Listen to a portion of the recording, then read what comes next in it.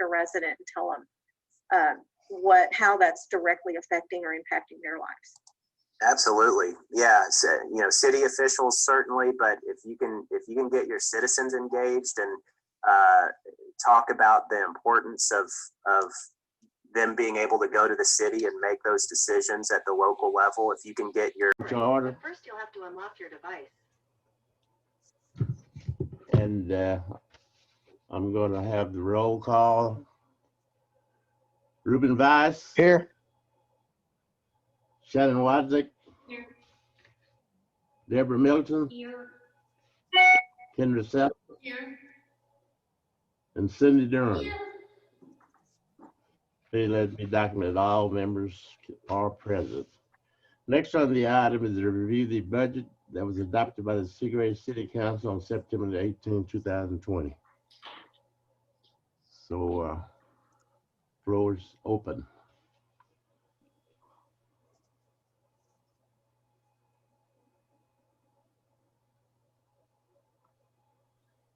Make sure it's turned up on. What was it we wanted to?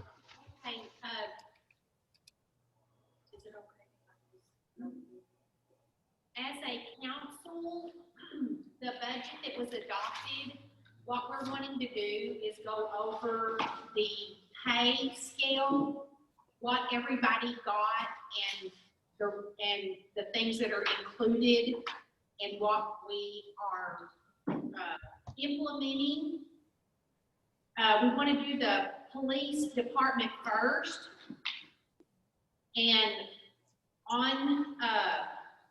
and I will get Dan a copy of this once we've gone over it. I'll take it to him tomorrow.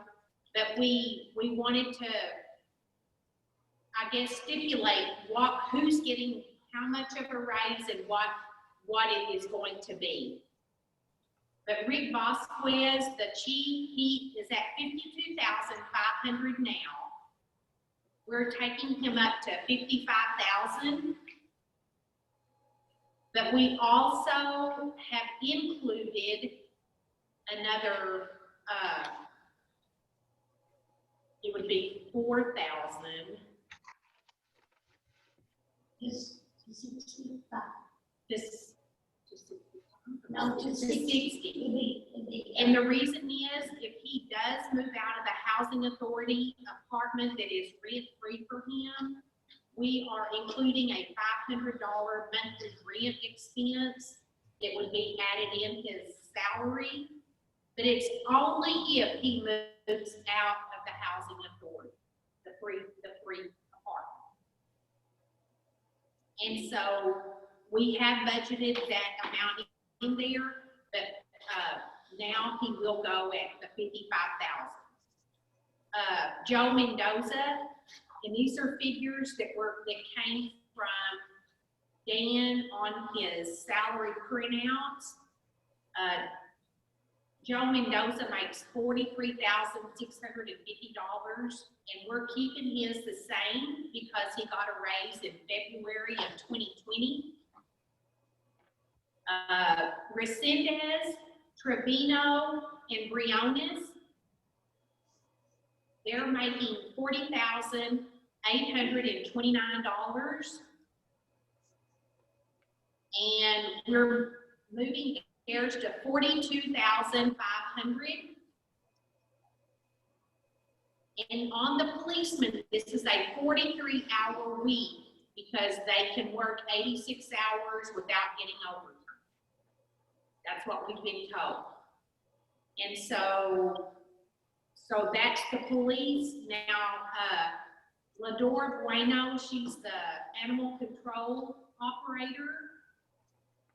She was at $29,120. She's going to be $33,000. And the reason we did go up on her is because we didn't know who had set her hourly rate, and we did not feel like that was comparable to what the little secretary was getting per hour, and so that's why, and due to her job, what it entails. The little secretary, Mrs. Miranda. Hers is part-time and she's gonna stay the same at $19,500. And those totals equal the $283,650 that was budgeted for the police department's pay. The next one down the line, and we do want to know that, like I said, that if he does move out of that housing authority, if he does find a house, that his family can come and live, and he does move it down here, then we're going from that month he does move out, we will allow that extra $500 a month. Okay, moving on to the municipal judge. Calvin, his pay is going to stay the same, $32,500. And then Tammy, on the paperwork that Dan gave us, it shows that she made $30,160. And Calvin paid for a percentage of that, and then Renee's department paid for a percentage of that. We're bumping hers and we're putting it all on Calvin's this time, and hers was $33,000. And then the admin department, on Dan and Angie, Dan's payroll was $49,800, and we're bumping it up to $52,000, and that's about a 5%. Angie, it was $39,200, and we're bumping it up to $42,000. And we do want to, with the stick, that leaves an extra $3,000 on that, which we don't have to spend the whole budget. We set a budget, but we don't have to spend it all. But we do want some things implemented in that department. We want Angie totally cross-trained. We want her to know how to do both jobs, just like we want Dan to know how to do both jobs. We don't want anyone hiding passwords, and this is just some stipulations that as a council, we want both of them to be able to do each other's job.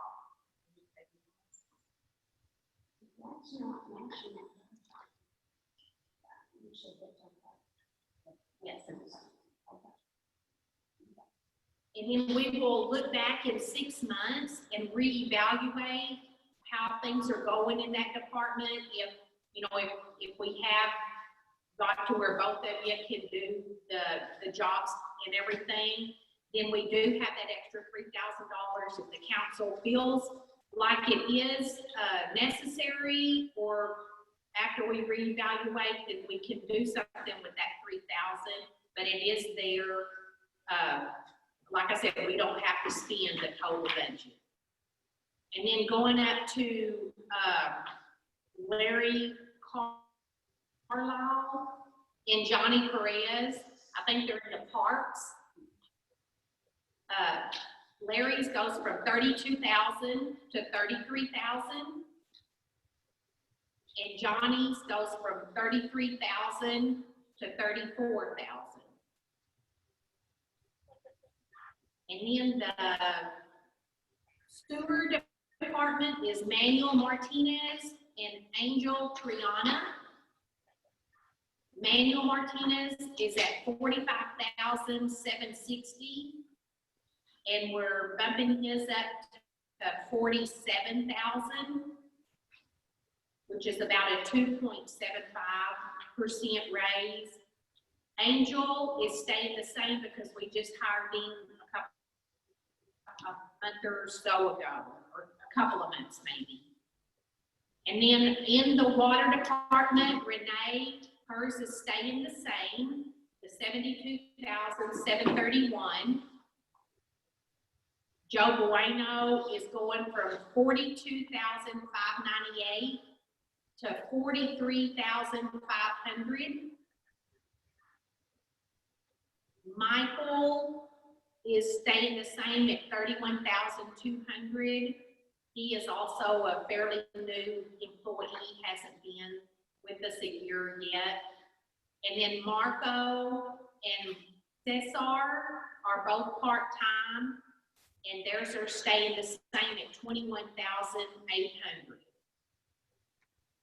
And we did add a new position this year. We just put new person, and Renee has told us that she will be retiring in a year and a half, 2 years, and that we need to start looking for someone to replace her. And we have set a salary of $45,000 for that new person.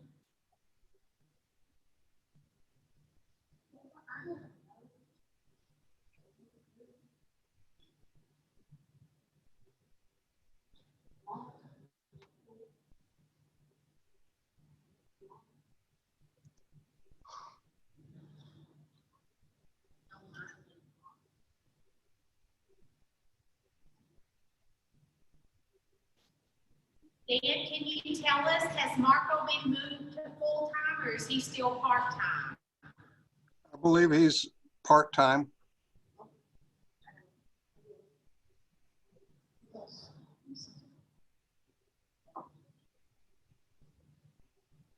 Okay, and I think we've touched base on, we've got everybody listed in the departments they need to go in and what the pay is gonna be. I will drop a copy of this by Dan's office before October the 1st, so that he will have it. We do understand that the police department, the police officers, they go on a 43-hour week, but everybody else is a 20-hour week unless they are part-time, and that is a 10-hour. 40, is that what I say? So 40-hour week unless you are part-time and 20 hours. Does anybody else want to add anything? Only thing, Dan, that I needed to let you know, I talked to Amber today, and she's got 2 planes gonna go out in 2 weeks. And she's took a lot of dogs in, and I had her to check with the vet, and they said we've only paid them like $188. So Oh. I'm gonna come back and give you a phone number and a lady's name, and she's gonna see how you want to bill all that. Sick raised dogs is over 4,000. Of course, we're not gonna pay all of that because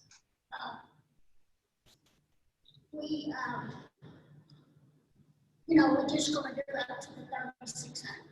But I'm gonna come back tomorrow and let you know that girl's name and everything. Okay. To finish up this year's budget. All right. Well, And if you will make sure on that amount, that's what they told Amber Reed. So if you'll make sure on that amount. okay. Over that. Ruben, do you have anything you want to add? No, ma'am. Everything looked good.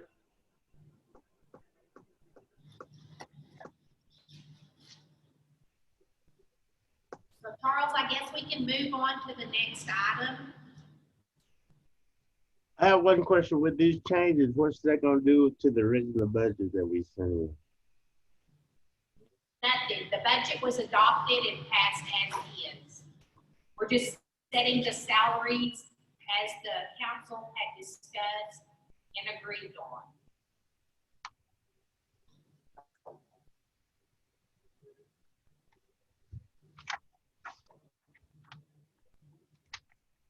Okay, next on the agenda, discuss regarding the COVID-19 pandemic.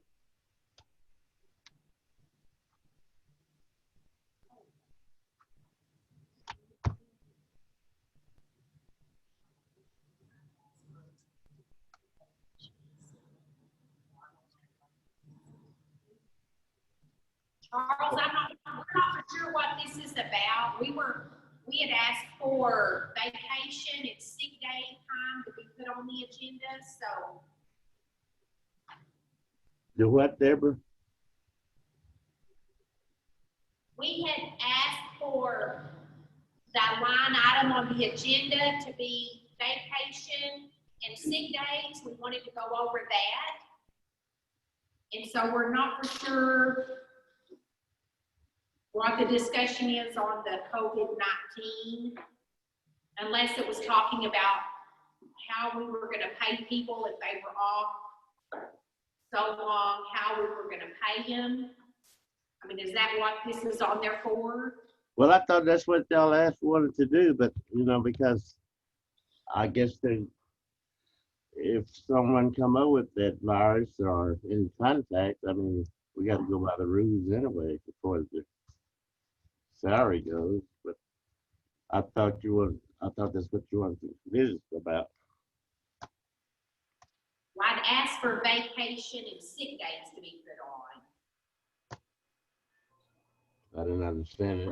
We can include all of this, but that's what this COVID. I don't know why you can't talk about it. I mean, that's still could be part of that.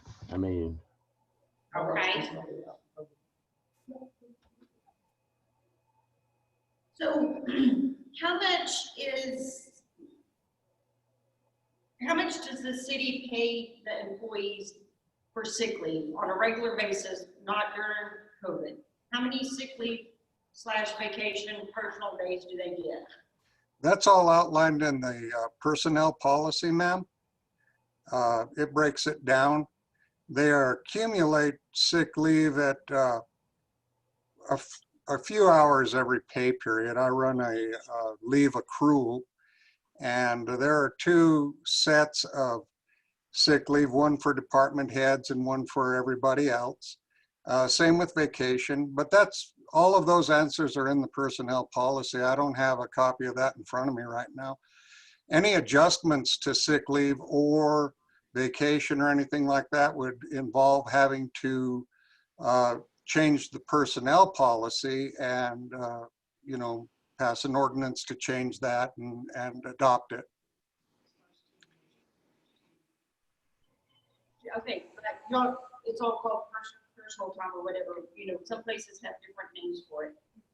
So basically from January 1 to December 31, is that how their time gets accrued, or? And is Well, it on vacation, on sick leave, December the 1st through December the 31st, do they end up with 2 weeks total?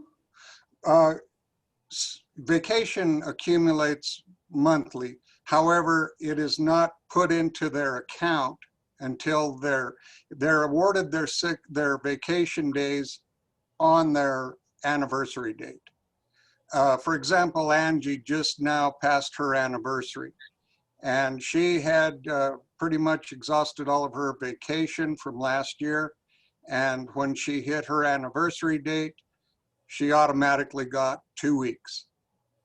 But it had accumulated through the year up until that time. So you're saying that it doesn't go by calendar year? I thought the personnel handbook said it went through a calendar year, and from 0 to 10 years, you get 2 weeks vacation. Yeah, it does graduate. There are graduating. Once again, ma'am, I'm sorry I wasn't ready for this discussion, but I will give you the pertinent section for that from the personnel policy, and I'll email that to all of you tomorrow. It explains it very well.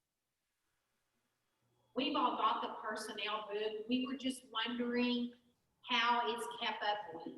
When someone uses their 2 weeks, that's why we were asking, is it go from January the 1st to December 31st? It's from their anniversary date.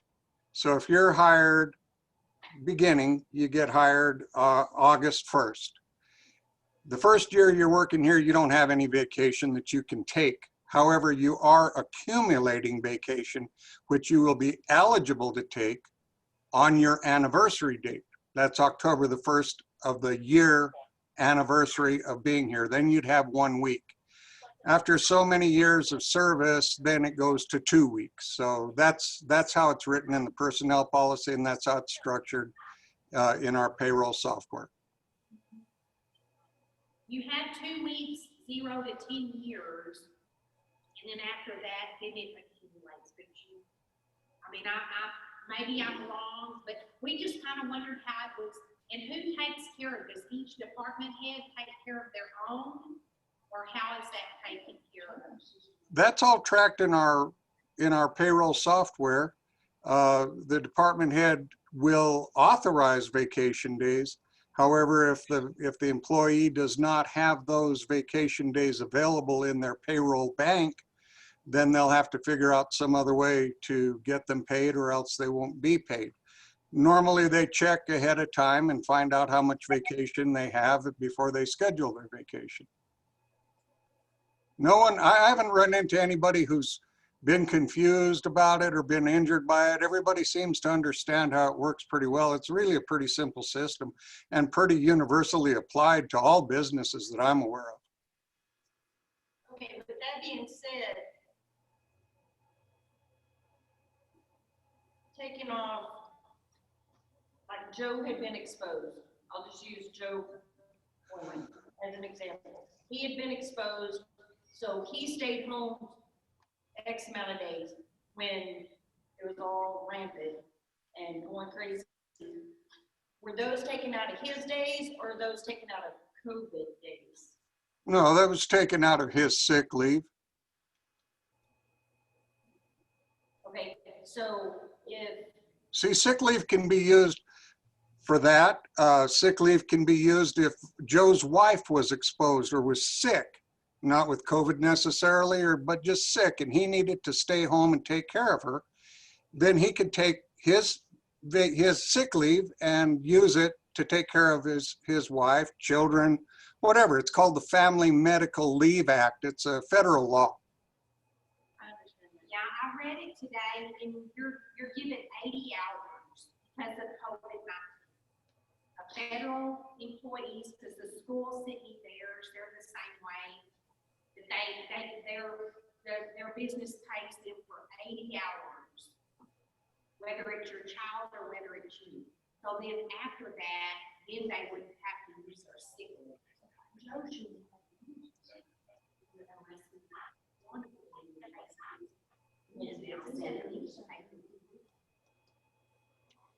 But if he takes 2 days here for COVID.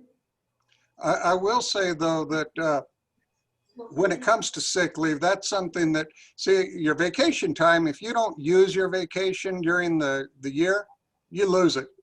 If you come up on your anniversary date and you still got so many days available to you and you don't use them, then you start off with a fresh new 80 hours. But sick leave, that will ride forever. You can build that up. There are employees who have months and months of sick leave accrued.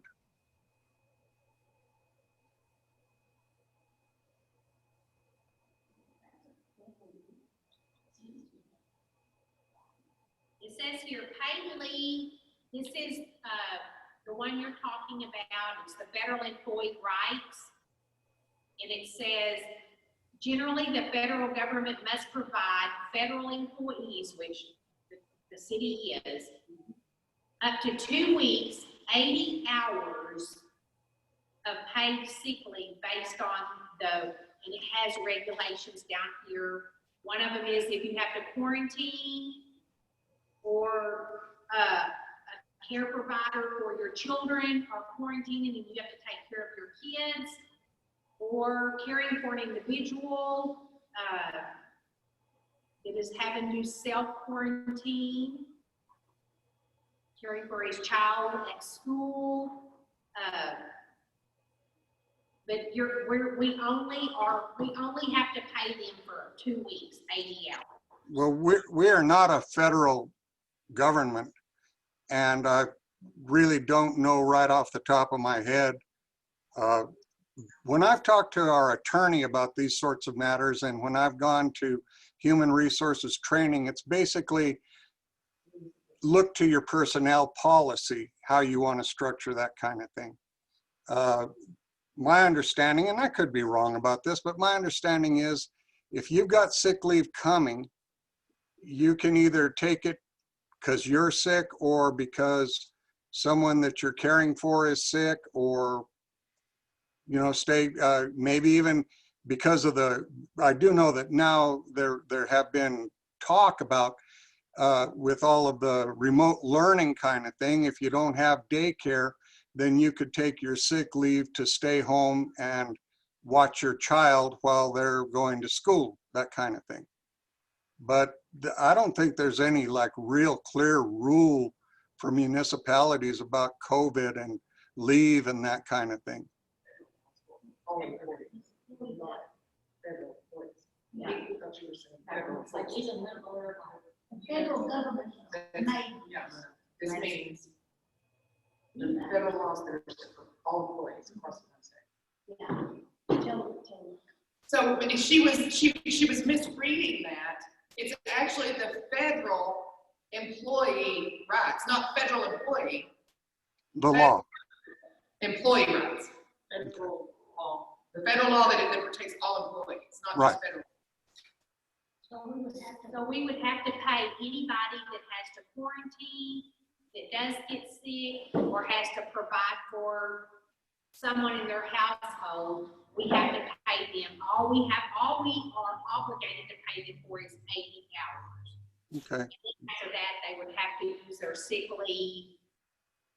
And then I know they can use the FMLA. Is that, I mean, that's. FMLA is what I'm talking about. And it, honestly, ma'am, that may have been part of the Senate package that they passed back in March. I haven't actually heard anything about that, but I'll make it my business to find out. We're just wanting to make sure, wanting to get something kind of, you know, because if someone takes off 2 weeks because of COVID, then they take another 2 weeks off, and, you know, we just wanted. So you're if I may, you're interpreting that whether an employee has accumulated enough sick leave to cover 80 hours, if it is a COVID thing, then we are obligated to give them up to 80 hours. Is that right? Yes, with pay. Well, that may well be. Things are changing so rapidly, and there is so much misinformation and disinformation floating around that it's hard. But I'll call TML tomorrow, and I will get an opinion on that for you, okay?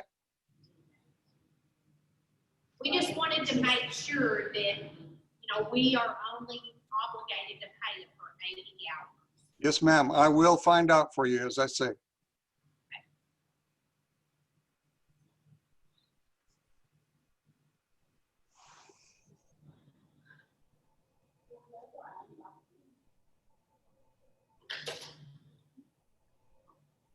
Okay, I'm just gonna ask this, why are you sending Angie home when there's somebody there to do training, when we've restructured the office, we've done everything, and the day that she had to go home because the guy was training you, or requested to stay home, why? How was that done? Was that taken out of her vacation pay? How was that done? Or did she get paid a full day? I'm not really sure what you're referring to. Angie and I are in the office together every day. When she's sick or has to take her father someplace or whatever, she usually schedules that, and it'll either come out of sick leave or vacation, depending. Okay, when she was being trained for ENCODE and you went home or stayed home, and then the next day you told her to stay home, how did y'all use sick leave, or did you get paid? No, she just got paid. The reason that we stayed home like that, ma'am, is because we couldn't have 3 people that close in proximity in here safely. And that was to protect Mr. Haller, who is actually in stage 4 cancer right now, and also has diabetes. So out of an abundance of caution, since she was being trained by him one day and I had work for him to help me with another, and Renee had worked for him. That's why we did that, but I had her stay home, and she was just paid her regular pay for that. Was that approved through the mayor? Through what? Through the mayor? Yes, ma'am. The mayor is aware of everything that I do. Yes, I was aware of that.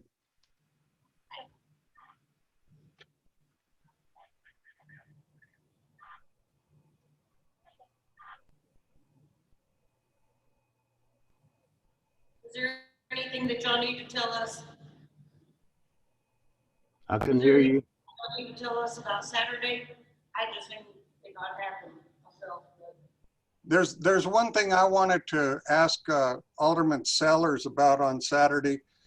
It is customary that the hosting city will provide lunch for the National Guard troops that come and work. There will be 12 of them, and I wanted to know if you would be willing to have us purchase those lunches from you, ma'am. Oh, yes, I'd be happy to do that. Very good. Then I'll get with you, and I kind of figure what I'll do is ask them in the morning what they would like to have. If you've got a menu you might be able to get to me, and then I'll call you, give you time to get it all ready, and then I'll come pick it up from you. Yeah, that'll work. I'll get you a menu tomorrow. Have we had anyone sign up for the testing? Many, ma'am.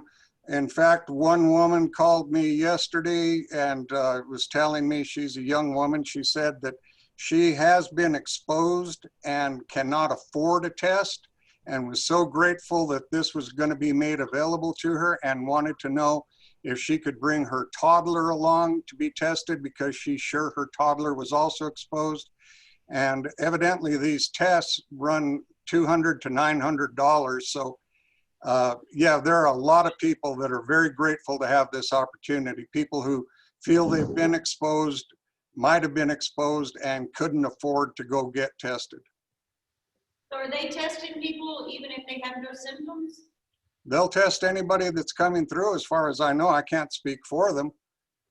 But Hey Dan, is this local or surrounding area? it's being advertised through the alert system, so it's pretty much countywide. Okay.